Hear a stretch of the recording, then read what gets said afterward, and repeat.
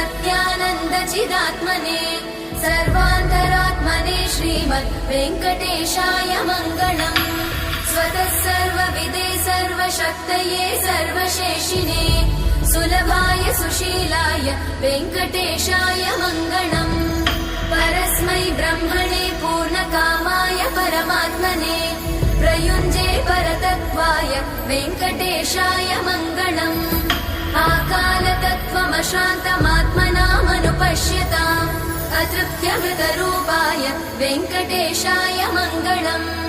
प्रायस्वचरणौ पुंसां शरण्यत्वेन पाणिना कृपया दिशते श्रीमद् वेङ्कटेशाय मङ्गलम्। दयामृततरङ्गिण्यास्तरङ्गैरिव शीतलै अपाङ्गैः सिञ्चते विश्वम् वेङ्कटेशाय मङ्गलम्। स्रग्भूषां